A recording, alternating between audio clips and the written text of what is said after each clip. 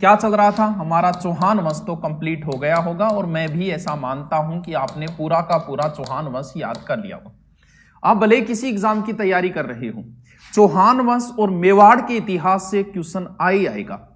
बाकी आप पीछे पेपर उठा के देखो, बाकी राजवंशों से नए के बराबर क्वेश्चन पुटअप हुए हैं, यहां से ज्यादा क्वेश्चन पुटअप होते हैं। नहीं चली, चेक करो।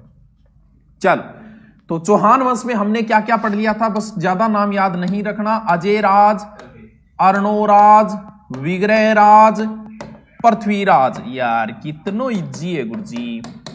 पूरा चौहान वंश 2 मिनट में रिपीट मारता हूं। अजयराज अजमेर बसाया, चौहानों के साम्राज्य विस्तार का समय है, और श्वेतांबर दिगंबर 2 शास्त्रार्थ हुआ, उनकी अध्यक्षता भी अजयराज जी ने की थी, और चांदी के सिक्के भी चलाए थे। सिक्का चलाने वाला पहला चौहान शासक अपनी पत्नी सोमलवती का नाम भी लिखवाया था, वह पत्नी प्रेमी था। अर्णोराज जो है, उनके समय अन्ना सागर झील का निर्माण हुआ, तुर्कों से रक्तरंजित धरती को साफ करके चंद्राय लूनी नदी पर अन्ना सागर झील का निर्माण कराया, वह जहांगीर शाहजहां, वो चीजें आपको पता ही है। और इसके बाद में अर्णोराज जी ने पुष्कर में वर्रा मंदिर बनवाया, जिसका जीर्णोद्धार समर सिंह ने करवाया। वर्रा मंदिर की मूर्ति को जहांगीर ने पानी में फिकवा दिया था, गैदेसी।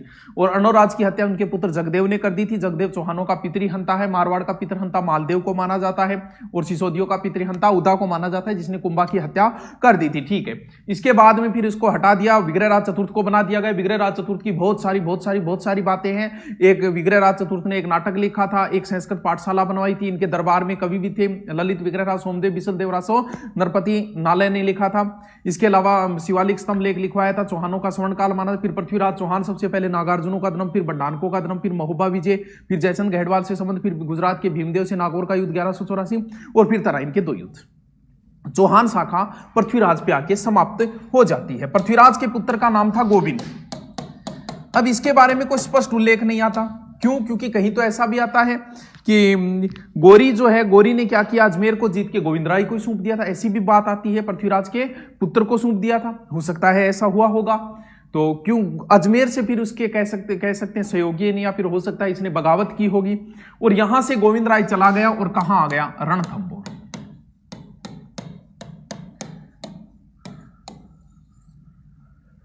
अब जो चौहानों की नई शाखा है वो रणथंभौर के चौहान बड़े ही शक्तिशाली चौहान रहे हैं। यहाँ का एक ही शासक पढ़ जिसको ही पढ़ा जाता है, बाकी की कोई बात नहीं है। तो रणथंभौर का जो चौहान है, उनका संस्थापक पृथ्वीराज चौहान के तरते गोविंदराय चौहान है। यही ब्लड है, ये डीएनए संरचना है इनकी भी।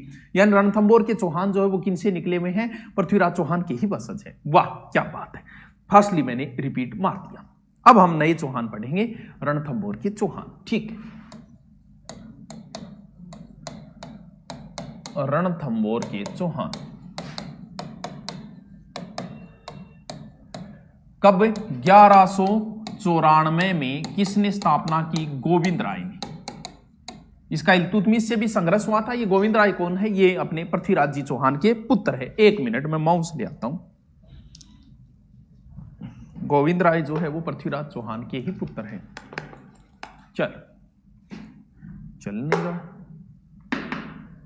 हाँ, तो अब हम पढ़ेंगे। देखो, उससे पहले हम 2 बातें रणथंभौर दुर्ग की पढ़ लेते हैं। वैसे इंपॉर्टेंट नहीं है, क्योंकि दुर्गों के टॉपिक अलग से कल्चर के अंदर आता है, लेकिन इस सिचुएशन को जानने के लिए हमें थोड़ा सा जरूरी हो जाता है रणथंभौर दुर्ग को भी पढ़ना। कमेंट कौन चल रहा? रणथंभौर दुर्ग सबको पता है कहां है, सवाई माधोपुर। सवाई माधोपुर में जो अभ्यारण्य है वही रणथंभौर दुर्ग है, रणथंभौर अभ्यारण्य के अंदर। वर्तमान में यहाँ कोई नहीं रहता है, जीर्ण शीर्ण अवस्था में है। चौहान शासकों ने बनवाया होगा इसे, स्पष्ट उल्लेख तो नहीं आता। रणदाम देव ने बनवाया, कुछ ऐसा उल्लेख आता है। जैसे ही आप दुर्ग के अंदर प्रवेश करोगे, कई दरवाजे हैं, उनमें से एक दरवाजे का नाम है नवलखा दरवाजा। माने 9 लखा मंगवा दे रहे ओ नंदी के बीरा, वही 9 लखा। ये 2nd ग्रेड में एक बार आया था कि नवलखा दरवाजा कहाँ है, रणथंभौर। दुर्ग के अंदर जैसे ही प्रवेश करोगे, उसके बाद में आप अंदर घुसोगे तो दुर्ग आएगा। दुर्ग में यहाँ पर 32 खंभों की छतरियां आएगी ऐसी। ये छतरी किसने बनवाई थी? ये हमीर ने बनवाई थी अपने पिता की याद में, जेत सिंह या जेत सिंह, क्योंकि हमीर के पिता ने 32 वर्ष तक शासन किया था, इसलिए इसे 32 खंभों की छतरी कहते हैं। फिर इस दुर्ग में आप पीछे की साइड में जाओगे तो वहां पर हमारे भगवान गणेश का मंदिर है। गणेश, और ये ऐसे गणेश है जिनके कितने नेत्र है? त्रिनेत्र। तो त्रिनेत्र गणेश मंदिर भी रणथंभौर में कई बार पूछ लेते हैं, क्योंकि 3 नेत्र हमारे भगवान शंकर के हैं, लेकिन यहाँ उनके पुत्र के हैं, गणेश जी के, इसलिए थोड़ा सा अलग टाइप का क्वेश्चन बनता है। और गणेश चतुर्थी को यहाँ मेला बढ़ता है। ठीक है सर, क्लास नहीं चल रही, देवभूमि उत्तर है, क्लास तो चल रही, कमेंट चलाओ, कॉल कर दो। चलो, अब दुर्ग पहाड़ियों के बीच में है, चारों ओर से घिरा हुआ है, बख्तरबंद है, 7 पहाड़ियों से घिरा है। और जब चारों ओर से घिरा हो, जो दिखाई न दे, जैसे कपड़े हमने पहन लिए, अब हम नंगे थोड़ी रहे, तो इस दुर्ग ने भी पहाड़ियां पहन रखी है, इसलिए ये दुर्ग नंगे नहीं है। तभी तो कहा गया है कि बाकी सारे दुर्ग नंगे हैं, लेकिन ये भाई साहब नंगा नहीं है, ये ब्रांडेड कपड़े पहन रखे हैं, पहाड़ियों 7 पहाड़ियों के 7 कपड़े पहन रखे हैं, तो बाकी दुर्ग नंगे हैं, ये बख्तरबंद दुर्ग है। तो इस दुर्ग को दुर्गाधिराज, दुर्गों का राजा भी कहते हैं रणथंभौर दुर्ग को। अब रणथंभौर दुर्ग पे इतनी ऊंची ऊंची पहाड़ियां हैं कि जिनसे जाना बड़ा मुश्किल काम है भाई साहब, और एक ही रास्ता है। तो राजा महाराजा क्या करते थे, जो एक रास्ता होता था, जैसे यहां जाने का एक ही रास्ता है, दुश्मन सेना आएगी तो यहां भी एक छोटा सा दुर्ग बना देते थे, उस दुर्ग का नाम है झाइन दुर्ग। ये एक छोटा सा दुर्ग है जो इस दुर्ग की सहायता करता है। कैसे करता है कि जैसे ही आप यहां तक पहुंचोगे, बोले यहां तक पहुंचने के लिए हमारे शरीर के ऊपर से होकर गुजरना पड़ेगा, यहां तक पहुंचने के लिए पहले हमें मारना पड़ेगा, यानी इस दुर्ग तक पहुंचने से पहले हमें, यानी इस दुर्ग को खोलने से पहले इस कुंजी को तुम्हें खोलना पड़ेगा। इसीलिए इसे कहा जाता है रणथंभौर दुर्ग की कुंजी। कौन सा दुर्ग? झाइन दुर्ग। यानी अगर आप वर्तमान में भी जाते हो तो झाइन दुर्ग से होकर आपको जाना पड़ेगा, क्योंकि रणथंभौर दुर्ग की कुंजी है। कुंजी से किसी चीज का रास्ता खुलता है। जालोर दुर्ग की कुंजी, सिवाना दुर्ग, वैसे ही ये रणथंभौर दुर्ग की कुंजी है। बाकी और दुर्गों की कोई कुंजी नहीं आती। इतनी बात आप समझ गए होंगे। हाँ सर, इतनी बातें हम समझ गए। चलो अब हम आगे शुरू करते हैं। यहां का एक ही शासक है, उसे पढ़ा जाता है। बाकी बीच की जैसे एक शासक आया है बाघभट्ट, इसके समय रजिया सुल्तान ने घेरा भी डाला था। फिर हमीर का बाप आएगा जेतर सिंह या जय सिंह। इसका पूछा गया अमीर के पिता का क्या नाम है, जेतर सिंह या जय सिंह। लेकिन यहां का तो सिर्फ एक ही शासक पढ़ना है, जो कि बड़ा ही इंपॉर्टेंट शासक है, और उसका नाम है हमीर देव चौहान। हमीर देव चौहान, वाह क्या बात है, नाम में ही दम है। ज्यादा लंबा शासन तो नहीं किया हमीर देव ने, 1282 से 1301। खतरनाक शासक है। कुछ शासकों के नाम में ही दम है। हमीर देव चौहान, नाम में ही दम है। एक अलग तरीके का शासक है ये राजस्थान का। हमारा एक स्लोगन है अतिथि देवो भव, तैत्तिरीय उपनिषद से लिया गया है। अतिथि देवो भव, यानी अतिथि हमारा देवता है, देवता के समान है, और उसकी रक्षा करना हमारा परम धर्म है। इस नियम को फॉलो करने वाला राजस्थान में अगर कोई व्यक्ति है तो वो एक ही है, जिसका नाम है हमीर देव चौहान। यानी हमारे अतिथि देवो भव का पालन किया है।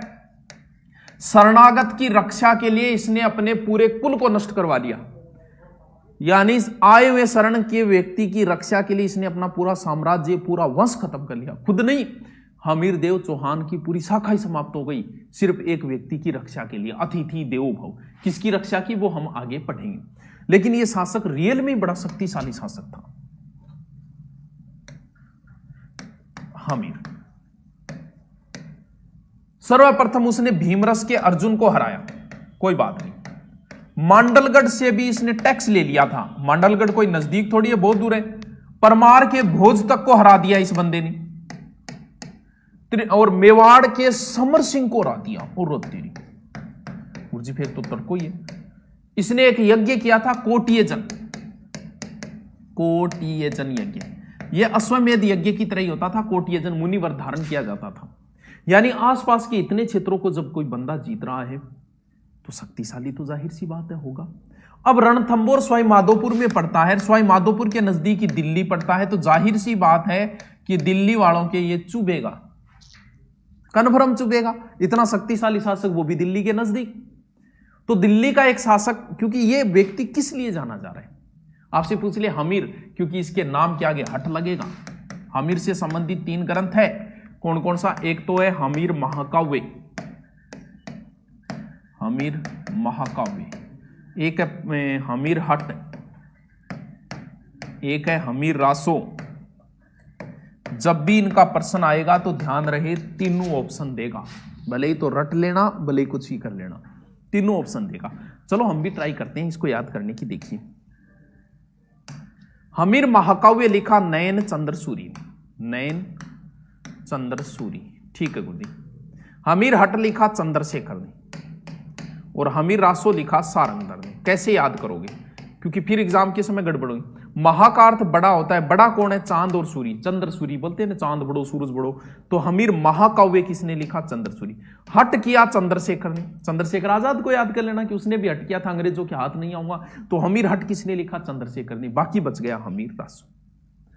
हाथ वाला पड़ी गया क्या है आज, हाँ क्या बात है, कौन समझ में आया। हमीर महाकाव्य नयन चंद्र सूरी, हमीर हट चंद्रशेखर, हमीर रासो सारंगधर या जोतराज। याद रह जैसी के बोलो बोलो बोलो बोलो बोलो बोलो बोलो, याद रह जैसी गे, ठीक है गुरुजी रह जाओ। चलो तो फिर नई शुरुआत करते हैं। ये रहा हमारा राजस्थान, यहां का शासक है अपने हमीर, ठीक है। ये रही दिल्ली दिलवालों की, केजरीवालों की। दिल्ली का शासक है नया जलालुद्दीन खिलजी, जलालुद्दीन खिलजी, अलाउद्दीन को सुसरू जलालुद्दीन खिलजी। तो भी दिल्ली के नजदीक है तो आक्रमण तो होगा। तो जलालुद्दीन ने अपनी सेना भेजी, जाहिन दुर्ग को जीतने के बाद उसने रणथंबोर दुर्ग की घेराबंदी कर दी। किसने, जलालुद्दीन खिलजी ने।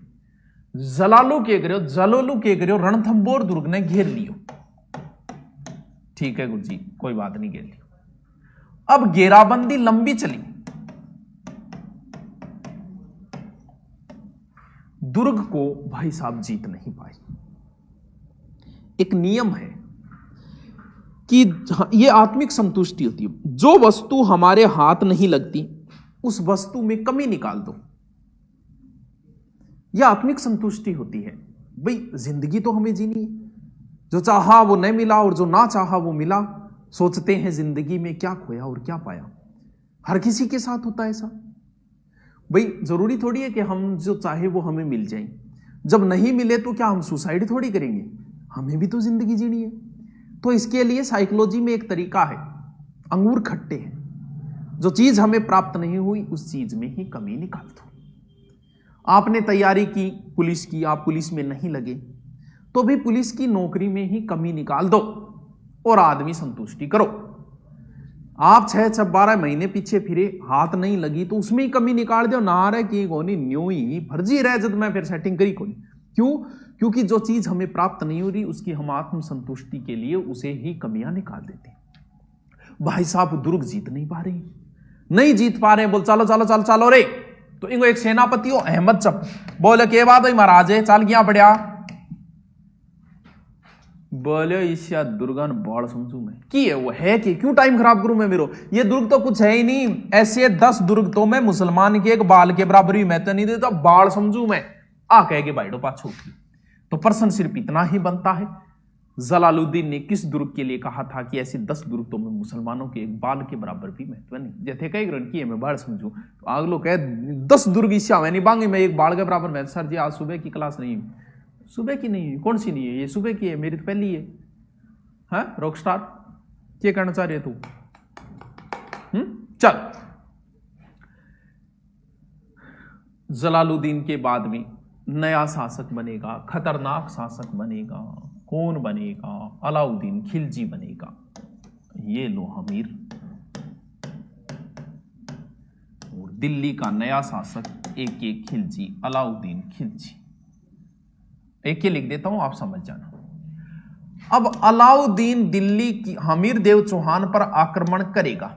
सर क्या क्या कारण हो सकते हैं आक्रमण के, कारण जानने की हम कोशिश करते हैं। पहला कारण तो सीधा सा है कि भी अलाउद्दीन के नजदीक है ये, क्या रणथंबोर, तो जाहिर सी बात है आक्रमण तो करेगा। पहला कारण, यानी दिल्ली के नजदीक क्षेत्र है ये तो उसे जीतना जरूरी होता है। भाई कोई चीज वही हो, जैसे हमारे देश का प्रधानमंत्री कहां बैठता है, दिल्ली, और भाई साहब वो केजरीवाल दिल्ली नहीं। अगर केजरीवाल मुंबई से होता तो प्रधानमंत्री के इतना सिरदर्द नहीं होता, ठीक है यार करंट दिख रहे, लेकिन जहां प्रधानमंत्री को बैठना है वहीं उसका विपक्ष बैठा हुआ है, यानी उसका विरोधी बैठा हुआ, तो आदमी की ज्यादा टेंशन रहती है।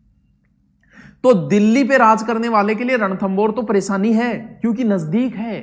तो पहला कारण तो आक्रमण का यह भी होगा कि दिल्ली के नजदीक है। दूसरी बात, हर राजा अपने साम्राज्य का विस्तार करता है। दूसरा कारण है साम्राज्य विस्तार। भले अलाउद्दीन चित्तौड़ पर आक्रमण करे, भले कहीं करे, मेन कारण हमेशा रहता है साम्राज्य विस्तार।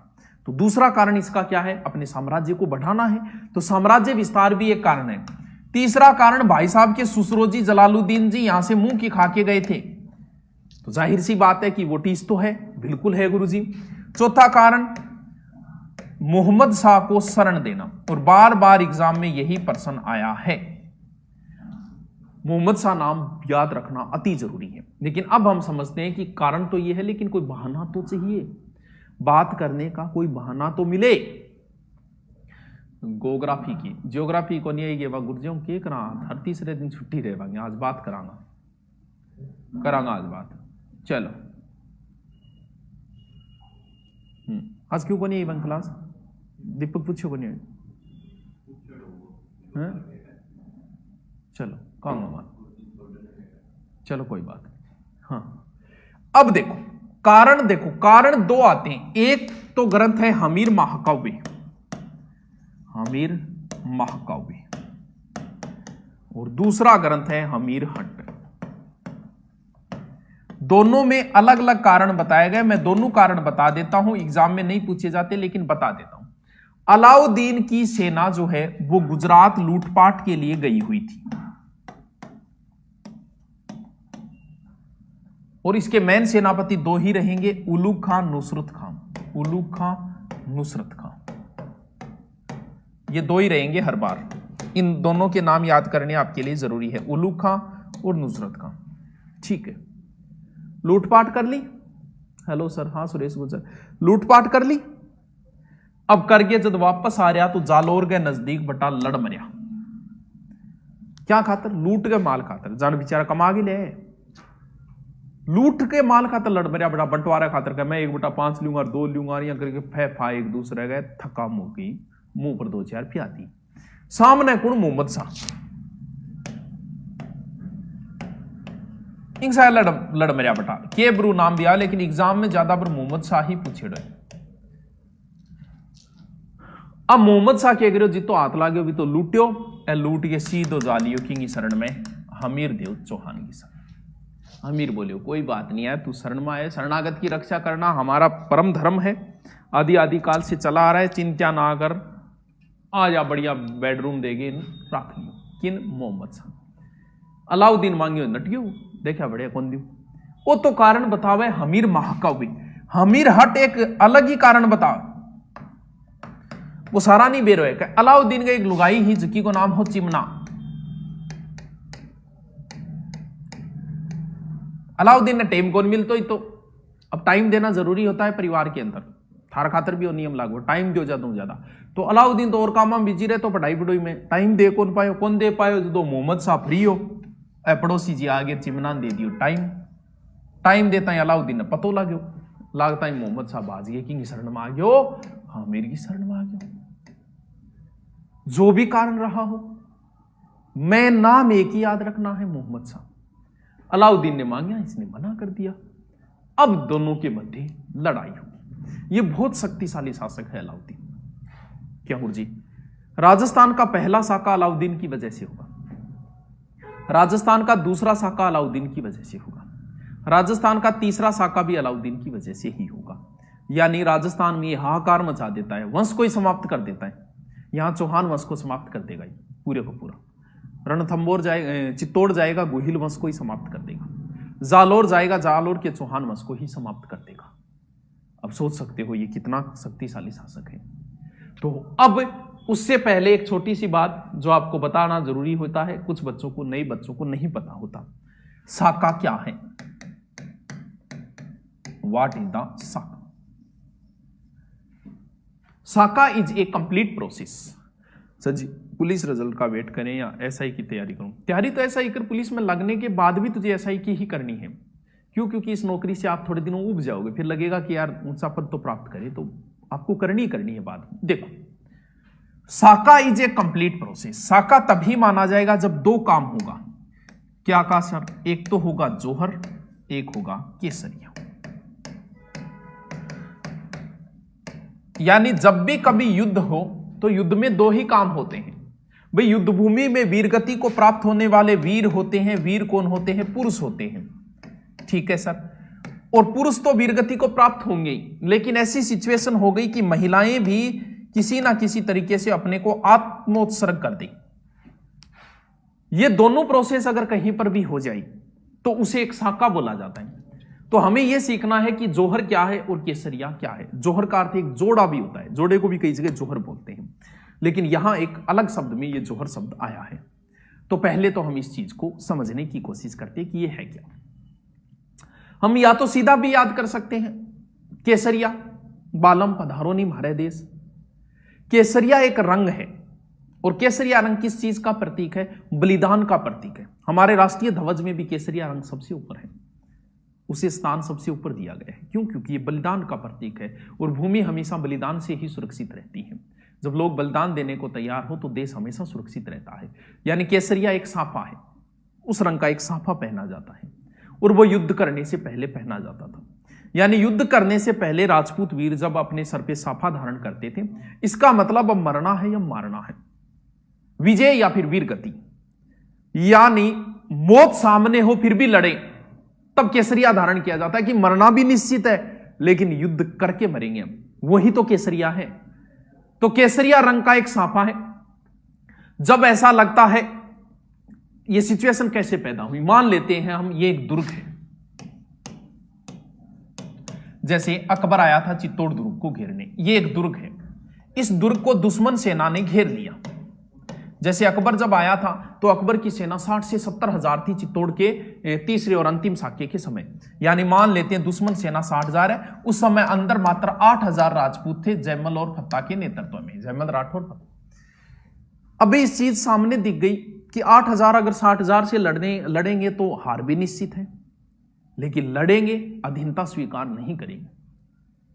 तो फिर क्या करते थे? उस समय एक प्रोसेस अपनाई जाती थी, क्योंकि अगर 8,000 जितने भी पुरुष हैं वो उतने ही है पुरुष, बाकी सारी महिलाएं हैं, वहां 8,000 इनकी पत्नियां या जो बच्चे बालिकाएं जो भी है, तो इस बात का कन्फर्म है कि ये 8,000 युद्ध भूमि में मारे जाएंगे, पीछे बची महिलाएं। और हमारे भारतीय रीति रिवाज में और अपनी महिला की इज्जत से बड़ा कुछ नहीं है। अब भाई जब दुश्मन, हम वीरगति को वीर प्राप्त हो जाएंगे तो उनकी महिलाएं हैं, उनके साथ दुश्मन कैसा व्यवहार करेंगे? किसी से छुपा नहीं। यानी कुछ तो ऐसे आक्रमणकारी आते थे कि मार के और उन महिलाओं को करके गिरफ्तार और वहां ले जाते थे, और वहां ले जाके उनको बेचते थे, उनको नग्न करके उनकी बोलियां लगती थी, और इससे अच्छा तो मरना ही है। तो फिर महिलाएं भी तैयार हो जाती थी कि हमारी इज्जत से बड़ा कुछ नहीं है, अगर आप नहीं रहोगे तो फिर हम भी बलिदान कर देंगे। तो इसका मतलब दोनों प्रोसेस होगी। तो केसरिया एक साफा है, साफा हमेशा पुरुष पहनता है, महिला कभी साफा नहीं पहनती। अगर पुरुष वीरगति को प्राप्त हो जाए तो उसे क्या बोला जाता था? उसे केसरिया। तो बाकी बच गया, वो क्या हो गया? महिला। यानी महिलाएं किसी तरीके से आत्मोत्सर्ग कर दे, यानी भले ही वो किसी जल के अंदर कूद के, भले ही अग्नि को समर्पित करके, दुश्मनों के हाथ लगने से पहले ये प्रोसेस होती थी। तो इसे क्या बोला जाता था? जौहर। बाकी हमेशा एक रूल के तहत बात करें तो पहले क्या होगा? पहले हमेशा जौहर होता था, एक प्रोसेस है ये।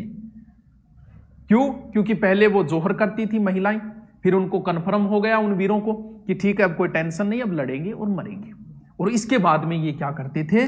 केसरिया। जब ये दोनों काम कंप्लीट हो गए, इसे ही बोला जाता था एक साका। समझे बात को? यानी साका तभी बोला जाएगा जब महिला और पुरुष दोनों ही किसी वजह से किसी तरीके से मार जाए। बाकी सिचुएशन पे डिपेंड होता है, लेकिन एक प्रोसेस ये पहले जौहर हुआ है, और फिर महिलाएं जैसे आत्मोत्सर्ग हुई, पुरुषों को पता चल गया कि ठीक है अब कोई नहीं बचा, हमारे पीछे कोई टेंशन नहीं है, अब लड़ेंगे मरेंगे, विजय या फिर वीरगति। तो फिर क्या होता था? केसरिया। ऐसा जैसलमेर के दुर्ग में नहीं हुआ था।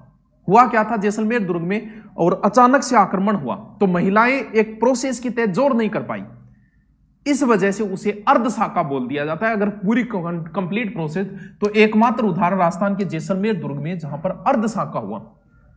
ठीक है, सर्वाधिक साके चित्तौड़ दुर्ग के अंदर हुए थे। और यहां से साकों की प्रोसेस हो गई हमारी प्रारंभ। चलो अब हम हमारे मेन टॉपिक के ऊपर आते हैं। चलो गुरुजी आ जाओ। देखिए इधर अलाउद्दीन खिलजी है, ये रणथंबोर दुर्ग है, इधर बना देता हूं मैं झाइन दुर्ग। अलाउद्दीन ने अपनी सेना भेजी और इधर जो है बनास नदी के किनारे इधर से हमीर ने सेना भेजी और एक युद्ध हुआ था हिंदुवाट घाटी का युद्ध। इसमें कहते हैं अलाउद्दीन की सेना हार गई थी और वापस चली गई थी। छोटा सा ध्यान रखने वाली सी बात है ये। हाँ भूगोल की हमारी करवा देंगे सर जी, मैंने एक प्रॉब्लम आ रही है, तेरे की प्रॉब्लम आ। इसके बाद अलाउद्दीन ने दोबारा सेना भेजी, किसके नेतृत्व में? उलुग खां व नुसरत खां के नेतृत्व में। उलुग खां व नुसरत खां।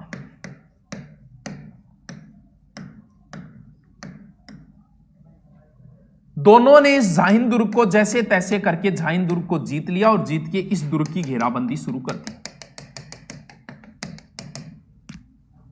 किसने? नुसरत खां उलुग खां। उस घेराबंदी में नुसरत खां मारा गया।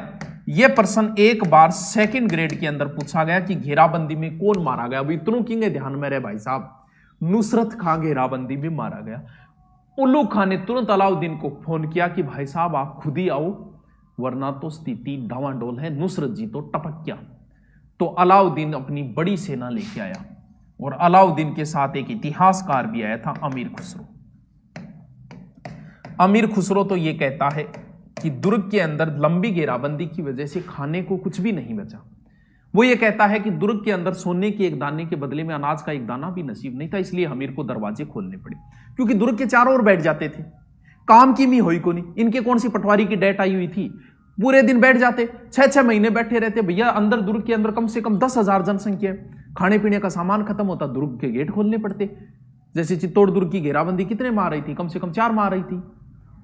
तो घेराबंदी करते तो चित्तौड़ दुर्ग के अंदर कितने लोग थे पता है आपको? 30,000, वो 40-50,000 थी जनसंख्या। तो कुछ तो खाएगी पिएगी, तो नहीं बचा तो बाहर निकलना पड़ेगा। तो ये प्रोसेस होती थी उनको। और काम कौन सा था भाई? कौन सा बिजनेस करते थे? यही काम था उनका। तो अब अमीर खुसरो कहता है कि सर अपना खुद का है बनाओ, तू खुद को ही यार, इनके टेंशन है तेरे। सर उस टाइम फोन था क्या? अरे तो की मान ले, तू समझ जा, फोन कौन नहीं हो, कोई ने भेज दियो, की मान ले यार, तू बात करा तो तेरे एग्जाम में थोड़ी पूछे, फोन करके बुलाए हो, ईमेल करियो हो, व्हाट्सअप करियो हो। हाँ मेरा छोटा बिजली परिवार शादी में उसके फरवरी में पधारो सा प्रतापगढ़, आवांगा। अब भाई अलाउद कुछ कहते हैं कि हमीर ने अपने 2 व्यक्ति भेजे थे, एक रणमल एक रत्तीपाल। रणमल और रत्तीपाल है बे जका ने बढ़िया बढ़िया गाड़ियां निकाले करानी, आप बहुत सुनी गाड़ियां थोड़ी ऑनलाइन में निकाल कौन सा बे। इन्होंने कहते हैं कि हमीर के साथ गद्दारी कर ली थी। जब भी आप चित्तौड़ रणथंबोर दुर्ग को देखने जाओगे तो बाहर एक पत्थर की मूर्ति लगी है, वो रणमल रत्तीपाल की है। बिंगा 2-4 थप्पड़ मार के खला मार के थे ऊपर जास को, क्योंकि ये गद्दार थे, हमीर से इन्होंने गद्दारी की, रणमल और रत्तीपाल। अब रणमल रत्तीपाल ने कहते हैं कि एक मोर्चा कमजोर कर दिया था, जिससे दुश्मन सेना अंदर घुस गई थी। जो भी कारण रहा हो, सीधे हम टॉपिक पे आते हैं, क्योंकि कैसे क्या हुआ इसका कोई विशेष विस्तृत नहीं आता। जो भी हो सकता है हमीर ने दरवाजे खोल दिए होंगे और आपस में घमासान युद्ध हुआ होगा। और इस युद्ध में हमीर जो है, हमीर के नेतृत्व में केसरिया हुआ, हमीर की पत्नी रंग देवी पुत्री पदमला के नेतृत्व में जल जोहर हुआ। कुछ कहते हैं कि इन्होंने जल जोहर कर लिया था, और एक साके की प्रोसेस पूर्ण होने की वजह से यह राजस्थान का प्रथम साका माना जाता है, जो 1 को हुआ। कितने 1 को? 1301 को हुआ। सर हमने जैसलमेर पढ़ा था, वो 1298 वो है, लेकिन वो प्रमाणित नहीं माना जाता। उसमें यह कहा जाता है कि जैसलमेर पे अलाउद्दीन ने आक्रमण किया, वहां साका हुआ 1298, लेकिन जैसलमेर अलाउद्दीन कभी गया होगा इस बात के कोई प्रमाण नहीं मिलते, इसलिए वो एक प्रमाणित साका नहीं है। प्रमाणित साका यही माना जाता है, कौन सा? रणथंबोर वाला। तो 1301 रणथंबोर व राजस्थान का साका कंप्लीट। वहीं पे मोहम्मद शाह है, मोहम्मद शाह के पास में आया अलाउद्दीन, बोल किया केस वहां जाए, आनंद आ रहे होगे, बता तन सही कर दिया। घायल था, अलाउद्दीन ने कहा कि बता क्या इच्छा है, तन सही कर दूं। तो क्या करे तू? बोल सही करता है मैं कि अमीर के किसी वंशज को राजगद्दी पे बैठाऊंगा, तन मारूंगा। तब कहते हैं इसको हाथियों से कुचलवा दिया था इसने। ठीक है जी। और जैसे ही दुर्ग विजय हुआ, दुर्ग विजय के बाद अमीर खुसरो ने कहा कि आज कुफ्र का गढ़ इस्लाम का घर हो गया। कुफ्र बोलते हैं धर्म विरोधी। आपको भी कोई कुफ्र कार्य नहीं करना चाहिए। जैसे आप हिंदू हो तो आपको मीट नहीं खाना चाहिए, कुप्रकार ये है। कुप्रकार तो होता है धर्म विरोधी। आज कुफ्र का गढ़ इस्लाम का गढ़ हो गया, यानी अलाउद्दीन का कुफ्र का गढ़ यानी धर्म विरोधी का गढ़। क्यों? क्योंकि वो मुसलमान है, ये हिंदू है, तो धर्म विरोधी हो गए। आज कुफ्र का गढ़ इस्लाम का घर हो गए। ये लो जी, अलाउद्दीन अपने टॉपिक इज कंप्लीट। कौन सा? रणथंभौर के चौहान। तो हमीर बड़ा हट्टी था। इसके लिए एक लाइन आती है कि सी समन सतपुरुष वचन कदली फलत एक बार, तिरिया तेल हमीर हट चढ़े ना दूजी बार। ये एक बार एग्जाम में भी पूछा था, राजस्थान पुलिस में। हाँ यार, भूगोली क्लास हो के करा गुरजान, हर तीसरे दिन में छुट्टी मार ले, फोन करा मांग मिल रहे को नहीं, अभी बात करांगा यार। सिंह समन सतपुरुष वचन कदली फलत एक बार, तिरिया तेल हमीर हट चढ़े ना दूजी बार। तो हमीर के लिए लाइन एक बार पूछा था, थोड़ा सा ध्यान रख लेना। तो उठा ब्रो, आज तो 45 मिनट होगी। चलो लो, 2-4 चीज तो लिखो। लिखो रणथंभौर के चौहान। रणथंभौर के चौहान, ठीक है। पहला लिखो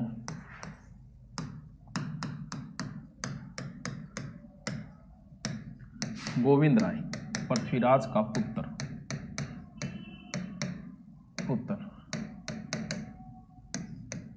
1226 इल्तुतमिश से संघर्ष।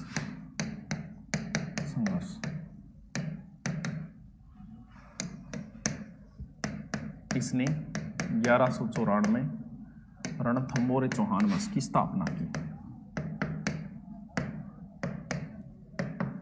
चौहान वंश स्थापना की।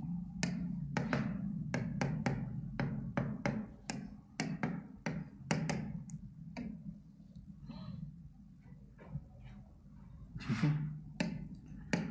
2 नंबर लिखो बाघभट्ट।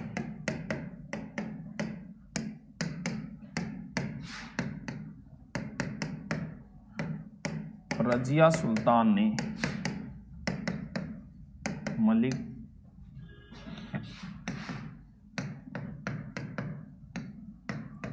कुतुबुद्दीन व हसन गोरी नेतृत्व रणथंभौर अभियान किया।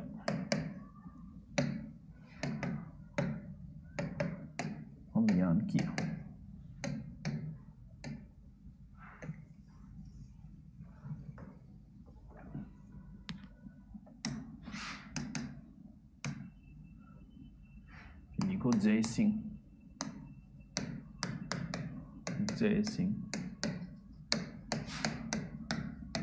जेतर सिंह, जय सिम्हा, हमीर का पिता। ठीक है। बता दियो नी क्लास क्या है? अजमेर चौहान की क्या क्लास है? देख लीजिए जाके यार, मेरे याद रह गया। अरे हेडिंग डालो हमीर देव चौहान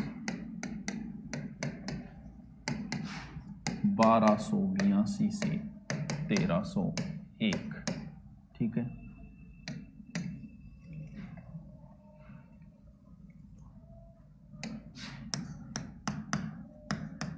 पिता जेतर सिंह,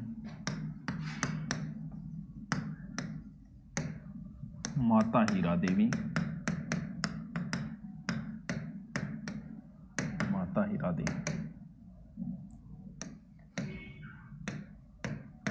सर्वप्रथम भीमरस के अर्जुन को हराया।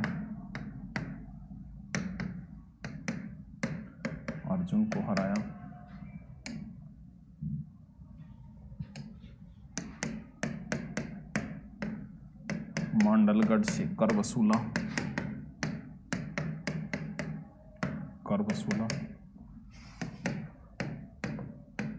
परमारे भोज को हराया।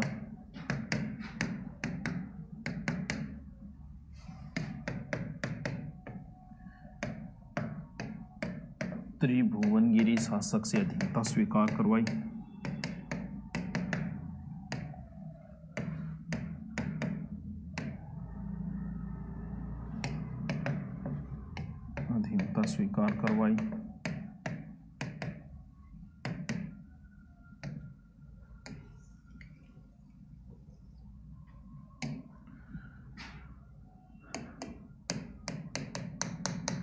सरदार समर सिंह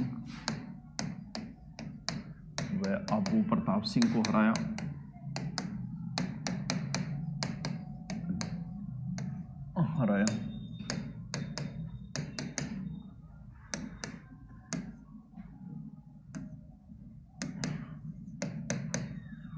विश्वरूप नामक पंडित की देखरेख में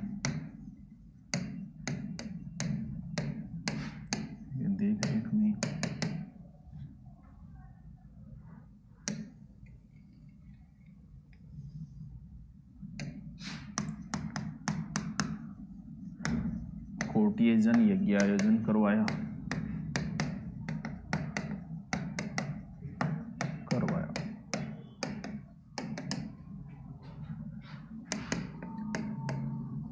हमीर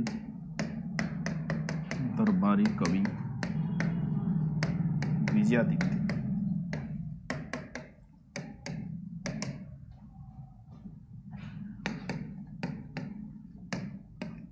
हमीर के गुरु राघव देव। महाराणा प्रताप गुरु का नाम, गुरु नाम राघवेंद्र।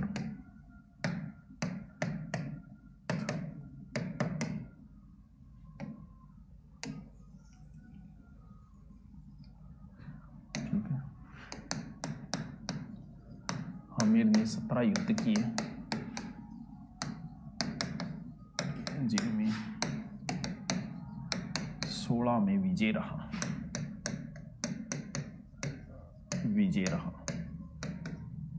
ठीक है। सरफेस स्टेट के दूसरे पेपर के लिए राजनीति विज्ञान बेच चलो चलाएंगे, अभी नहीं चलाएंगे। चलो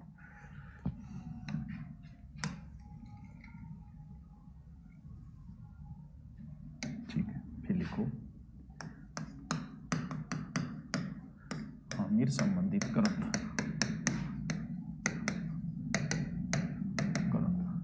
ठीक है। नंबर 1 हमीर महाकवि नैन चंद्र सूरी।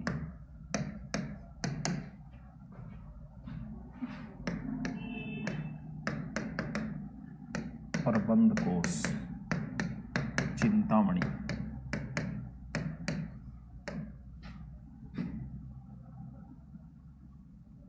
हमीर के समय की मीर समय।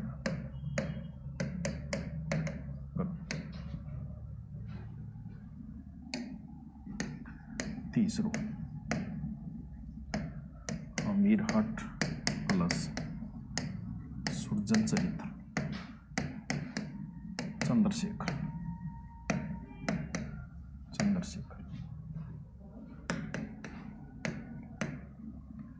हमीर रासो सारंगधर व जोधराज।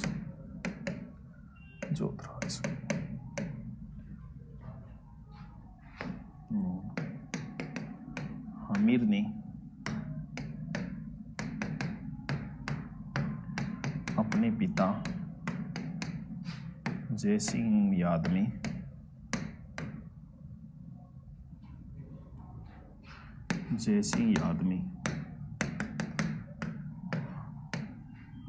रणथंबोर में 32 खम्भों छतरी बनवाई।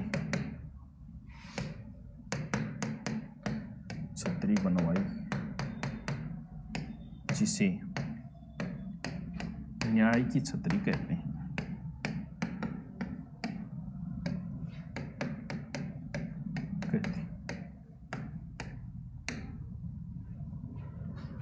हेडिंग डालो